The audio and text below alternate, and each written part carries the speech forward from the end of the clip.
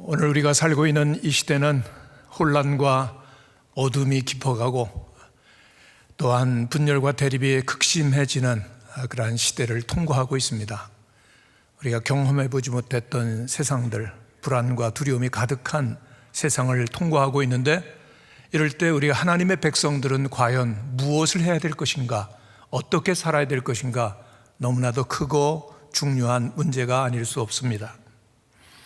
그러나 성경에 보면 하나님께서는 하나님의 백성들이 어떻게 이 세상을 살아야 될지 구체적으로 보여주시고 또한 한 걸음 한 걸음 인도해 주십니다. 오늘 본문에 보면은 광야 생활 40년을 마치고 하나님께서 약속해 주신 가나안 땅을 향하여 나아가고 있는 하나님의 백성 이스라엘의 모습을 보여주고 있습니다.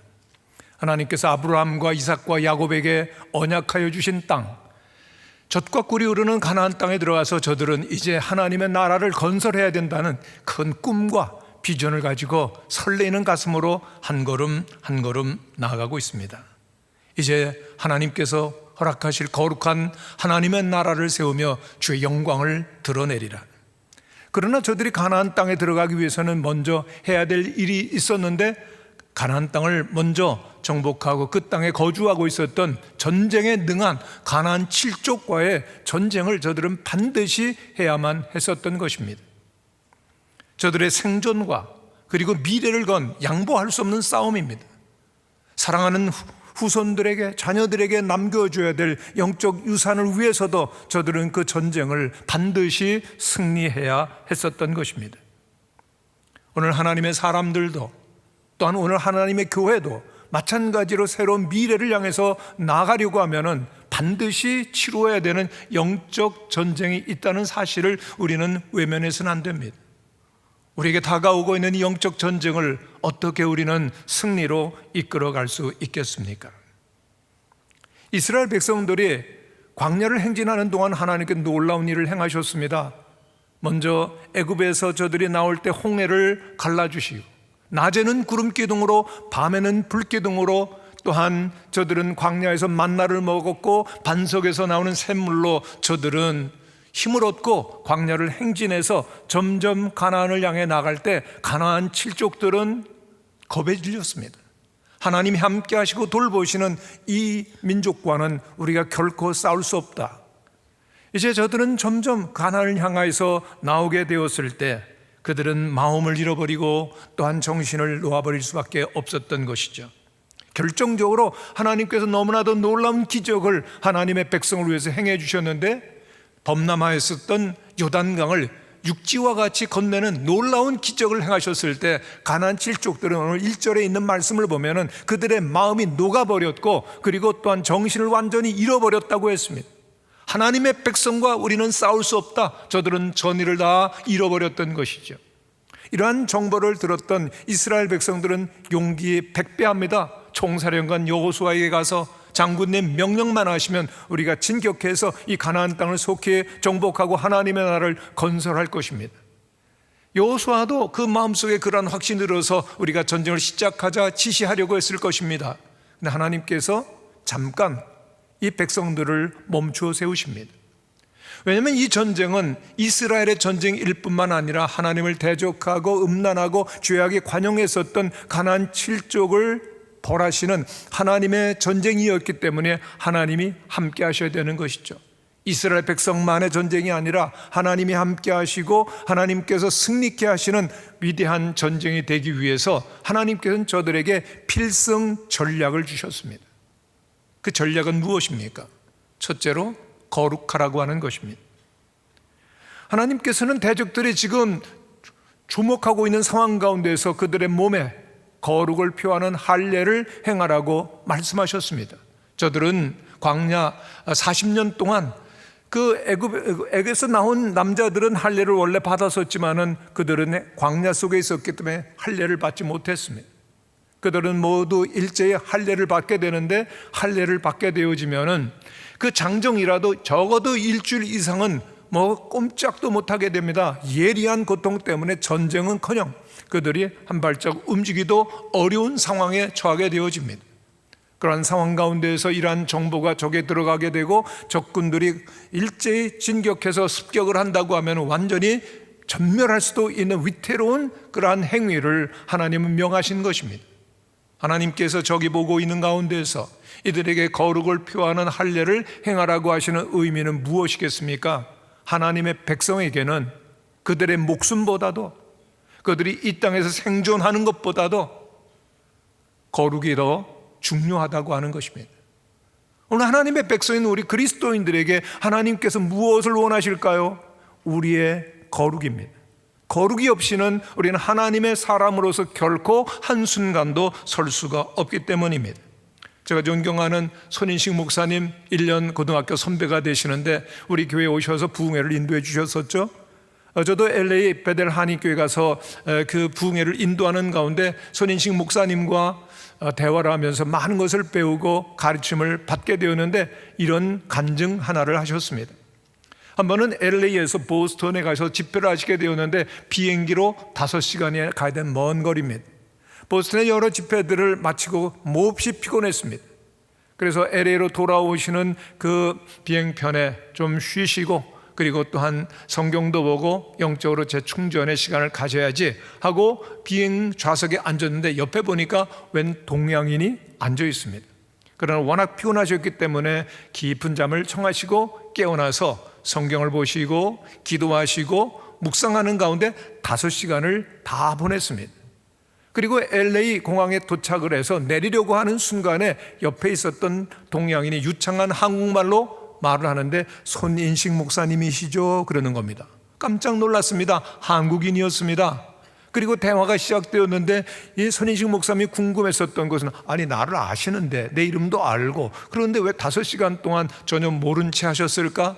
말을 안 거셨을까? 그런 생각이 들어서 물었습니다. 왜 5시간 동안 아무런 말씀도 안 하셨어요? 그랬더니 이분이 이렇게 얘기를 합니다. 제가 손인식 목사님은 우리 재미 동포들 가운데서 너무나도 존경받는 영적 지도자라고 하는 것, 존경받는 하나님의 사람인 것을 아는데 이 하나님의 사람이라는 분이 5시간 동안 어떻게 지내시는지 보고 싶었습니다. 그리고 아무 말 안 하고 그렇게 그 손인식 목사님을 주목해 보았던 것이죠. 그때 손인식 목사님은 등줄기에 땀이 쭉 흐르는 느낌을 받았다고 합니다. 왜냐하면 여러분 그 비행기 좌석에 보면은 잡지들이 있어요. 그 잡지들 가운데 보면 약간 야한 데도 있죠. 그런데 거기에 관심을 가지고 주목하고 즐겼다면은 옆에 있었던 그분이 이야 천하의 손인식 목사라고 웃기네 아무것도 아니네 라고 실망했을 것이고 그분의 영혼의 깊은 상처를 받을 것을 생각하면서 너무나도 충격적인 경험을 하신 겁니다. 그리고 그때 자신의 목회 철학 하나가 세워졌다는 것입니다. 나는 앞으로 사람이 보든 안 보든 어디에 있든 나는 언제나 하나님 앞에서 살리라. 할렐루야. 나는 하나님 앞에서 살리라. 그 목회 철학이 자신이 지금까지 지내오는 가운데 항상 성결하고 거룩하고 하나님의 사람으로 살아오는데 너무나도 중요한 결단이 되었다라고 하는 것입니다. 오늘 우리들은 이 시대를 살아가면서 어디에 있든지 하나님의 사람으로 거룩하게 살아가는지 우리들은 질문해야 됩니다. 성경은 우리들에게 항상 하나님의 거룩하심처럼 거룩하라고 말씀하고 있습니다. 오직 너희를 부르신 이처럼 너희도 모든 행실에 거룩한 자가 되라. 기록되었으되 내가 거룩하니 너희도 거룩할지어다. 하나님의 뜻은 이것이니 하나님의 뜻이 무엇입니까? 우리 하나님의 뜻대로 우리는 행하기를 원하는데 하나님의 뜻은 이것이니 너희의 거룩함이니라 말씀하고 있습니다. 기독교 작가인 헨리 드러먼드는 이런 말을 합니다. 우리는 꼭 형통해질 필요는 없습니다. 우리는 꼭 유명해져야 될 일도 없습니다. 우리는 반드시 성공해야 될 필요도 없습니다. 그러나 반드시 하나님의 사람은 거룩해져야 됩니다. 그 이유는 바로 우리를 위해서입니다. 그리고 그는 이렇게 덧붙였습니다. 거룩하지 않으면 지옥이기 때문입니다. 여러분 거룩이 없는 부부관계 어떻습니까? 거룩이 상실된 부부관계는 지옥입니다. 전쟁입니다. 거룩이 없는 우리의 심령, 마음속에 불안과 두려움이 가득하죠. 거룩함이 없는 가정, 거룩함이 없는 직장, 거룩함이 없는 교회는 그야말로 지옥을 방불하게 하는 불안과 그리고 또한 문제가 속출할 수밖에 없는 것입니다. 그리고 그는 이렇게 덧붙이죠. 정말 잘 살고 싶은 사람은 자신의 인생이 길지 않다는 생각을 품고 살아야 합니다. 정말 잘 살고 싶은 생각이 있다면 우리의 날이 그렇게 길지 않다라는 생각을 잊어서는 안 된다는 겁니다. 잠시 전에 말씀드렸던 우리 그 손인식 목사님은 저보다 1년 선배입니다. 한 살 많다는 거죠. 그런데 몇 주 전에 들은 이야기인데 지난 3월에 세상을 떠나셨습니다. 작은 사고로 뇌진탕을 일으키셨고 병원 생활하시다가 세상을 떠나셨다는 얘기 들었을 때 와, 멀지 않았네. 우리들 주변에 너무나도 많은 분들이 한 분 한 분 떠나실 때 무슨 생각을 하십니까? 윌리엄 로 목사님도 이런 얘기를 합니다. 자신이 거룩함을 얼마나 사모해야 하는지 알 수 있는 최고의 방법이 있습니다. 얼마나 거룩해져야 현재의 삶이 쉬워질까를 생각하면 안 됩니다. 얼마나 거룩해져야 죽음의 시간이 쉬워질까를 물어야 합니다. 왜요? 우리들이 죽음의 순간 우리들은 하나님 앞에 설 것입니다. 하나님 앞에 우리의 모든 삶을 직고하게 될 것이고 영광스러운 주님 앞에 나아갈 것을 생각할 때 오늘 우리들은 어떻게 살아야 될 것인가? 답은 한 가지입니다. 거룩해야 합니다. 할렐루야. 거룩해야 합니다. 여러분, 만일 우리들이 내일 아침 눈을 뜰 수 없다면, 오늘 저녁이 우리의 인생의 마지막이라면 우리들이 감히 사랑하는 남편을 두고 사랑하는 아내를 버려두고 외도를 생각할 수 있을까요? 우리들이 내일 다시는 눈을 뜰 수 없다라고 할 것이면 오늘 우리들이 술에 취하고 세상의 방탕함과 쾌락을 쫓아갈 수가 있을까요? 오늘 우리들이 내일 다시는 눈을 뜰 수 없는 마지막 시간을 살고 있다면 세상의 일확천금을 위해서 달려갈 수가 있겠습니까? 하나님은 사람을 찾으십니다. 하나님은 가정을 찾으십니다. 하나님은 교회를 찾으십니다. 죄로 가득한 이 어둠의 시대 가운데서 거룩하게 준비되었던 심령과 가정은 어디에 있는지, 정말 주님께서 찾으시는 거룩한 교회는 어디 있으신지, 주님께서는 거룩한 교회와 가정과 사람과 영혼을 찾으신다면 그와 함께 하시고 그와 동행하시는 가운데 앞장서 싸우시며 위대한 승리를 주실 줄로 믿습니다. 정말 거룩하기를 원하십니까? 그렇다면 우리들은 우리의 모든 죄악과 허물과 모든 행실을 성결하게 하며 하나님으로만 충만해져야 됩니다. 그러면 두 번째 하나님의 필승 전략은 예배하라고 하는 것입니다. 한번 따라해 주시길 바랍니다. 예배해야 합니다. 하나님께서는 이 전쟁을 시작해야 되는데 이스라엘 백성들에게 유월절을 지키라고 명령하십니다. 이스라엘 백성들은 40년 전 하나님께서 대애굽 제국을 10가지 재앙으로 심판하시고 그리고 마지막에는 모든 애굽의 장자 첫 번째 난 것들을 죽이시는 그러한 무서운 심판 가운데에서 어린 양의 피를 그 문설주에 바르고 임방에 바름으로 말미암아 죽음의 사자가 건너가게 하시고 구원받은 그 유월절을 전쟁을 시작하기 전 온 이스라엘 백성들이 마음과 뜻과 정성을 다해서 하나님 앞에 예배드리는 것입니다. 모든 일을 시작하기 전에 하나님께서는 그 구원과 놀라운 승리를 주시는 하나님을 바라보며 예배하기를 원하심을 그들은 마음 깊이 느끼면서 감사와 믿음으로 예배의 자리로 나갔던 것입니다. 우리의 우선순위, 우리들이 제일 먼저 해야 될 일, 예배인 것입니다.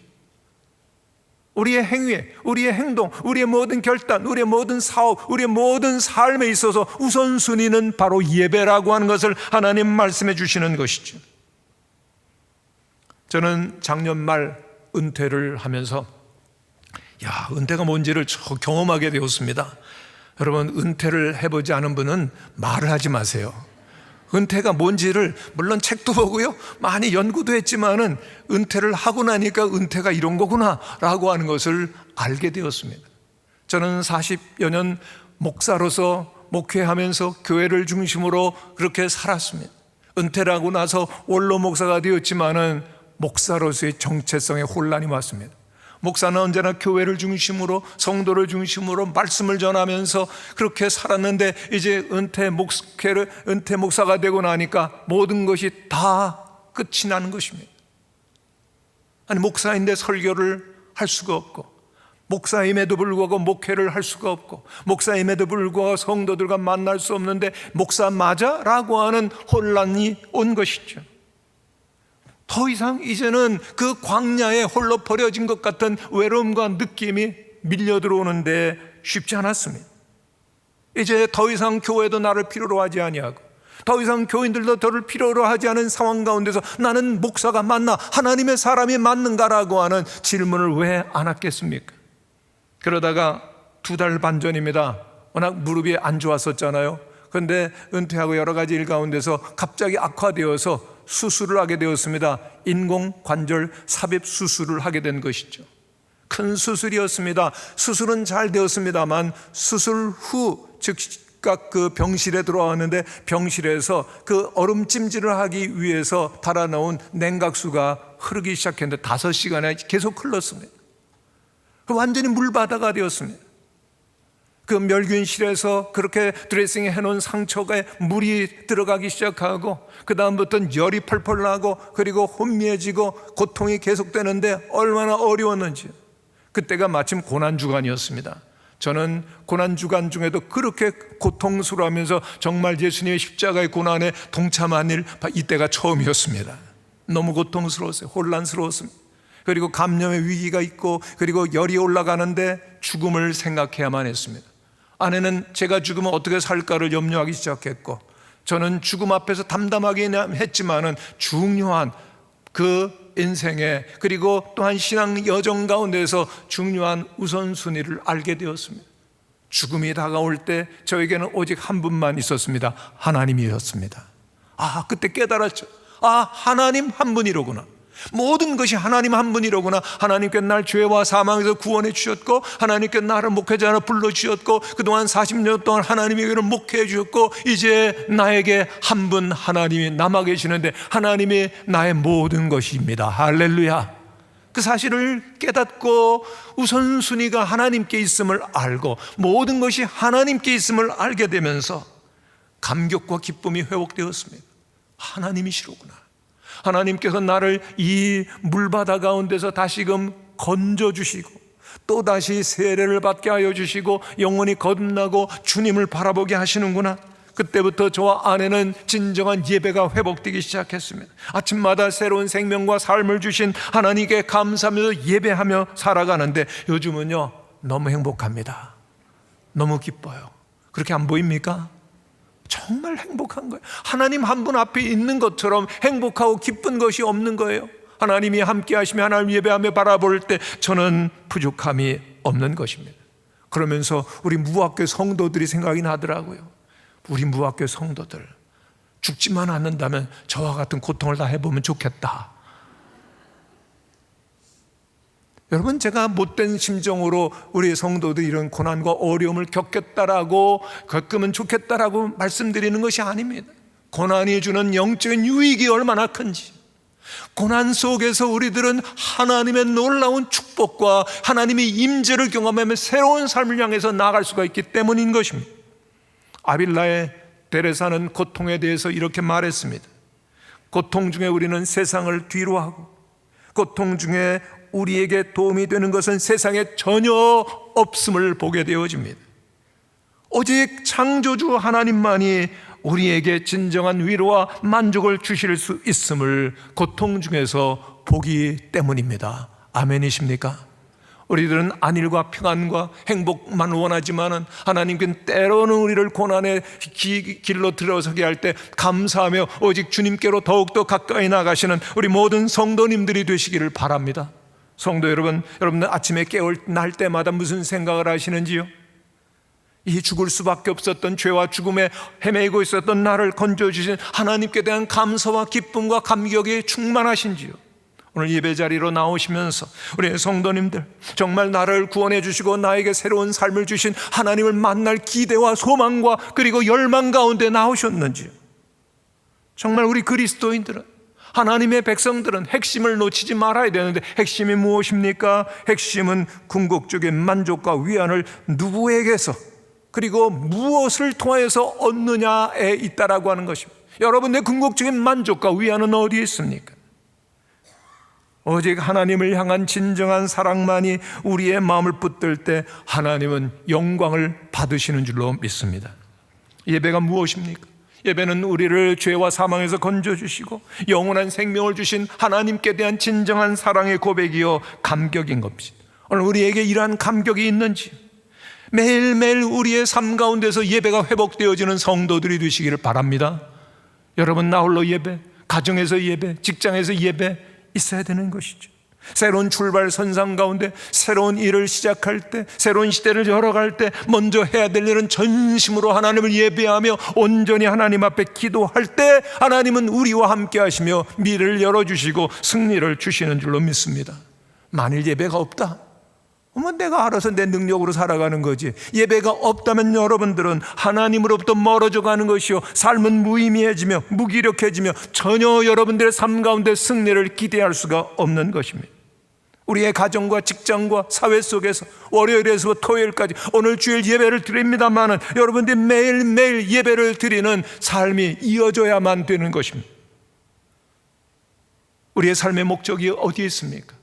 우리를 지으신 그 위대하신 하나님의 영광을 영원토록 즐거워하며 선포하며 주님 안에서 안식하는 것입니다. 성도 여러분, 예배를 나는 별로 소중하게 생각하지 않는다.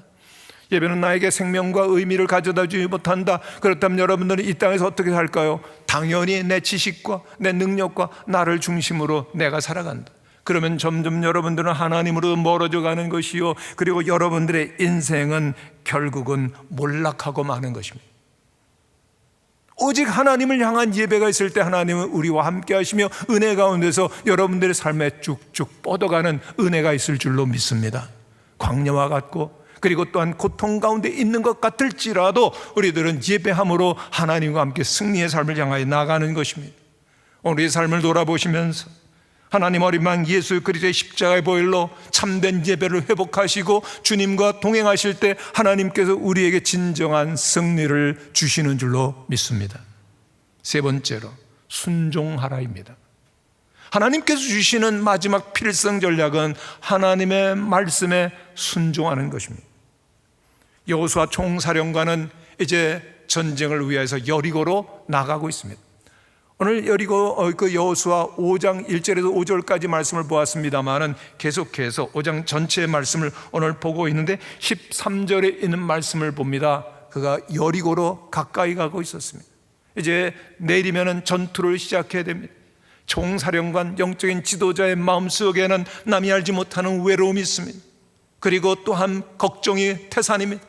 여리고 그 난공불락의 성이요, 그리고 전쟁에 능한 그들과 함께 싸워서 우리들은 과연 승리의 영광을 하나님께 올려드리고 후손들에게 승리의 유산을 남길 것인가? 아니면은 우리의 젊은 군사들이 다치거나 죽는 일은 없을까? 아니, 패배하지는 않을까? 그런 두려운 마음으로 잠시 진에서 빠져나왔을 때 놀라운 장면을 보게 됩니다. 큰 칼을 빼어든 군대 대장을, 여호와의 군대 대장을 만나게 된 것입니다. 용맹스러웠던 여호수아였지만 너무나도 두려움에 쌓여서 묻습니다. 당신은 누구를 위하십니까? 적을 위하십니까? 아니면 우리를 위하십니까? 너무나도 알고 싶었던 것 아닙니까? 이제 전쟁이 시작된데 그 강력한 군대 대장이 우리 편이면 좋겠다는 질문이었던 것입니다. 그런데 군대 대장은 대답합니다. 아니라. 우리의 성경은 아니라고 되어 있습니다. 영어 성경은 neither라고 되어 있습니다. 내 편도 적 편도 아니라는 것입니다. 우리는 힘들고 어려울 때 큰 문제를 앞에 두고 하나님이 나와 함께 계셨으면 좋겠다, 하나님 내 편이가 되어서 모든 대적들을 물리치고 승리와 평안을 주시옵소서, 형통을 달라고 그렇게 말할 때가 얼마나 많이 있습니까? 그런데 하나님의 관심은 다르습니다. 내가 내 편에 있는 것보다는 내가 내 편에 있는 줄을 확인해 보아라. 성도 여러분, 우리들은 과연 하나님 편에, 하나님과 함께 하나님의 말씀을 따라서 한 걸음 한 걸음 나아가고 있으신지요? 참으로 하나님께서는 너는 나와 함께 하느냐고 물으십니다. 이와 같은 말씀을 들었을 때 그 용맹스러웠던 여호수아 총사령관이었잖아요. 그는 그 대장 앞에 땅에 엎드러집니다. 여호수아 앞에 나타난 군대 대장은 오늘 왕 중의 왕이시고 위대한 우리의 대장 예수 그리스도이십니다. 할렐루야. 영광의 주님 앞에 과연 누가 서 있을 것입니까? 그가 엎드려졌을 때 그 군대 대장은 여호수아에게 이렇게 말합니다. 내가 선 곳은 거룩한 곳이니 내 발에서 신을 벗어라. 그리고 신을 벗습니다. 그리고 여호수아 5장은 끝납니다. 참 이상한 결말이죠. 그런데 여호수아 6장에서부터 이작 세워지는 가나안 정복 전쟁, 여리고 성을 함락하고 그리고 남부 연합군과 전쟁을 해서 승리를 이끌어가고 그리고 북부 연합군과의 전쟁, 7년 동안의 전쟁인데 아이성의 한 번의 전쟁을 제외하고는 모든 전쟁에 이스라엘 백성들은 위대한 승리를 경험하게 되는데 세계 전쟁 역사 가운데 이와 같은 전쟁의 역사는 없습니다. 왜요? 여호수아가 발에서 신을 벗었기 때문입니다. 도대체 그 발에서 신을 벗었다라고 하는 의미는 무엇인지요? 우리들에겐 너무나도 생소하고 즉각적인 이해가 어렵지만은 400년 동안 애굽에서 종살이를 하고 노예 생활, 중노동으로 지냈었던 이스라엘 백성들에게는 그 발에서 신을 벗는다고 하는 의미는 자명했었던 것입니다. 왜냐하면 저들은 노예로 지내는 동안 한 번도 신을 신지를 못합니다. 신을 신는다라고 하는 것은 자유인의 상징입니다. 내가 가고 싶은 곳으로 가고 내가 하고 싶은 대로 하고 나의 삶의 주권과 나의 모든 삶의 그 행동의 자유를 의미하는 것이기 때문입니다. 그러나 그들은 종이 되어서 400년 동안 신을 신지를 못합니다. 그런데 이제 여호수아가 총사령관으로서 군대 대장 앞에서 신을 벗었다라고 하는 것은 모든 군대 작전권, 주권을 다 그 대장 예수 그리스도께 드린다라고 하는 것입니다. 그리고 그들은 계속해서 위대한 승리를 경험했었던 것입니다. 성도 여러분, 오늘 우리의 대장은 누구신지요? 우리의 주인은 과연 누구신지요? 여러분들의 가정에, 여러분들의 영혼에, 여러분들의 삶의 주인은 과연 누구십니까? 오직 한 분 예수 그리스도께서 우리의 주인 되어주시고 우리를 이끌어 가실 때만 우리에겐 참된 승리가 하늘로부터 주어지는 것입니다. 그러므로 우리 그리스도인들은 항상 모든 삶의 영역 가운데서 주님의 음성을 듣고 순종할 때 하나님이 책임지시는 인생이 된다라고 하는 것을 잊지 말아야 되는 것입니다. 오늘 현대 그리스도인들의 삶의 본질은 오직 그리스도의 말씀을 듣고 그리고 주님의 말씀을 따라 순종할 때 하나님께서 함께 하신다는 사실을 늘 마음속에 깊이 새기게 되시기를 바랍니다. 오늘 우리들은 두려움과 불안으로 가득한 팬데믹의 세상을 살고 있습니다.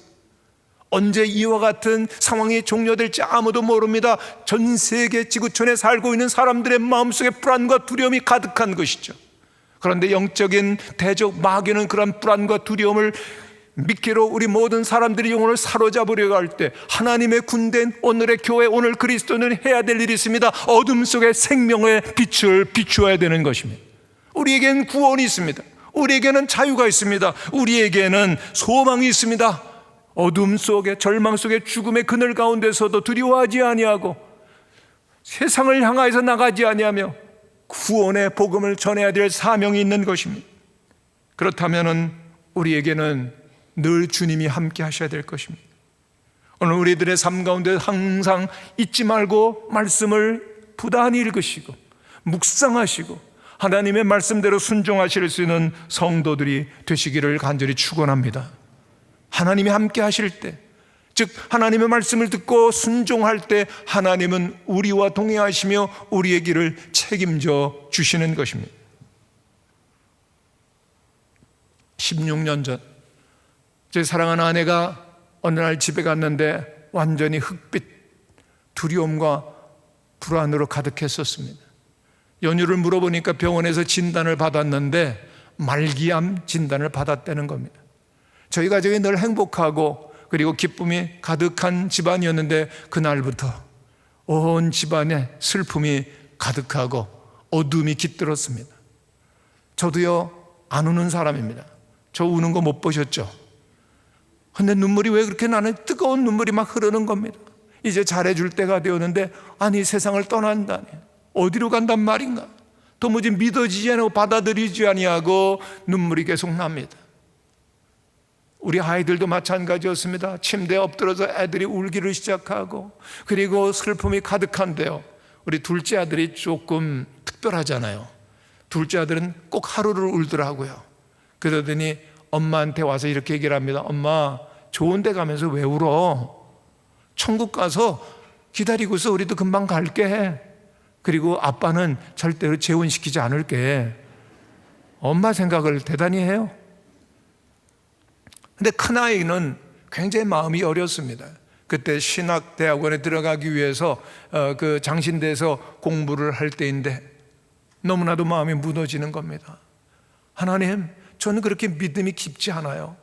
저 엄마를 데려가면 제가 어떻게 주의 종의 길을 걸어가고 하나님의 일을 하겠어요? 저 안 돼요. 저 할 수 없어요. 엄마를 데려가시면 안 된단 말이에요. 그러고서 늘 우는데 마음의 갈피를 잡지를 못했습니다.